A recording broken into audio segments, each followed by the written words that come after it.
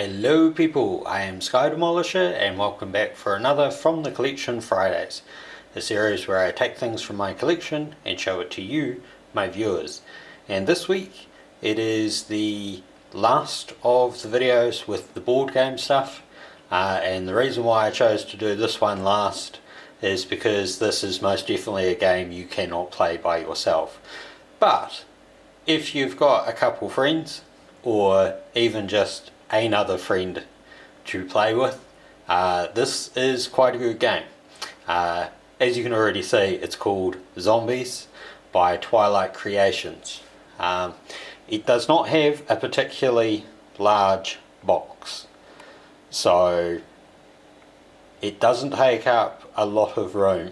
I won't read the back or anything, but the base game comes with 30 mat tiles and 50 event cards, 6 humans and the tokens you need, and 100 plastic zombies in 2 different poses. Now, my introduction to this game wasn't actually playing the game. I found bags of zombies for very cheap from a toy world, and I bought them so that I could use them in photos, and then much later I got this game. I ordered it from Comics Compulsion a number of years ago. I believe they can still get it in, but I do know that other places that have it are like Mighty Ape and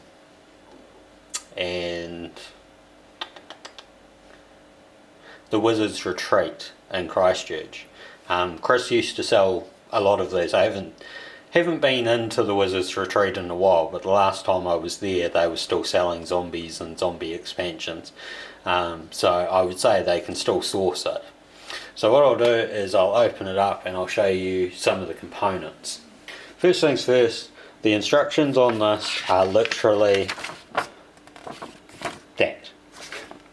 It's like, what, 4 pages. So it doesn't take much in the way of learning.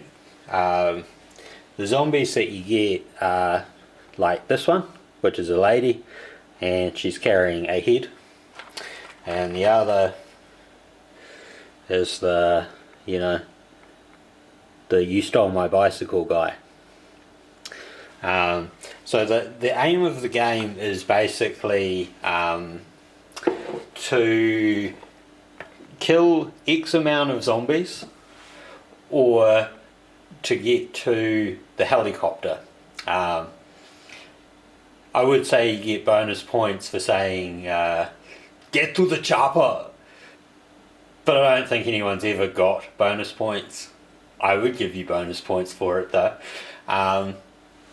And the game itself doesn't have like a board or anything. You make it as you go. So what I've done is in here I've got all the life tokens.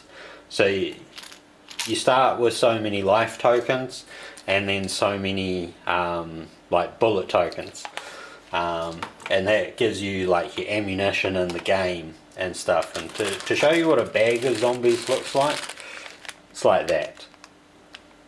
You get a lot. The player characters are called shooter guys. It's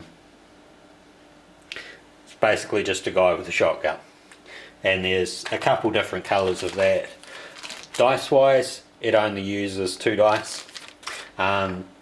Basically you have to roll so many, like you roll a 4 and up, so 4, 5, 6 will kill a zombie. If you roll like a 2, you can use bullet tokens to come up. And the reason why you really need to play it with other people is because of these like event cards. So these can help you in the game, or they can hinder your opponents. So like this one, the skateboard. Play this card in front of you when you are in the skate shop. You may add +2 to all of your movement rolls. The skateboard is considered a weapon.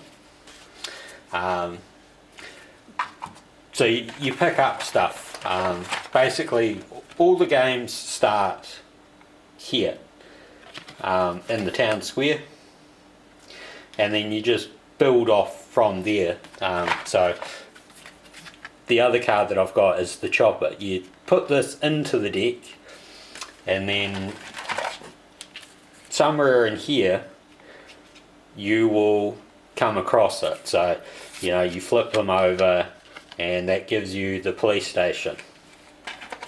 So it might mean that if I get rid of the helicopter one, if you're on the town square and you get the police station, you just connect it like that.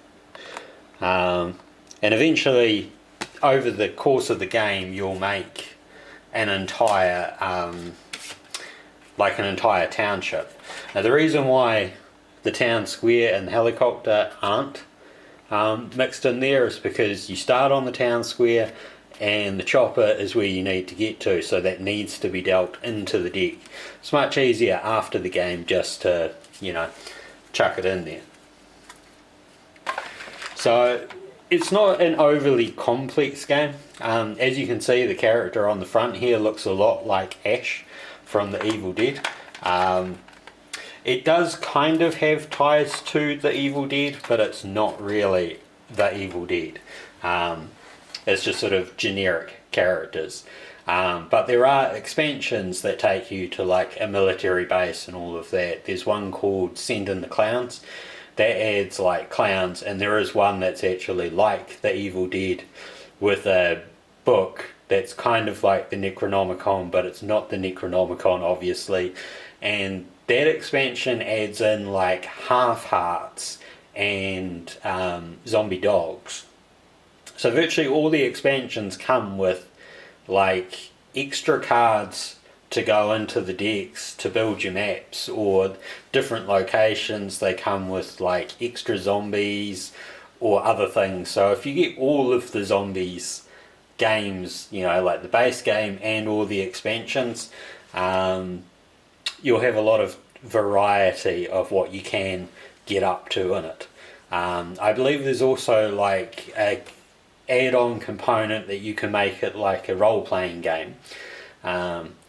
So it's a game that I've quite enjoyed. I used to play it a lot with my eldest brother, and some people might remember the photos from that where he would have that cocky grin on his face thinking that he had like won the game, only for it to turn out that he hadn't. So all around, it's a really fun game. Probably the only downsides to it are the size of the zombies, so they can be very easily lost. The amount of life tokens can be quite annoying, and the amount of space that the entire map can take up, it can get quite large. So all around, it's a really good game. This should be out, I think, by the time that the first lockdown is actually over. So this is the last of the games. From next week we'll resume with our normal kind of viewing. So until next time, take care of yourselves. Bye.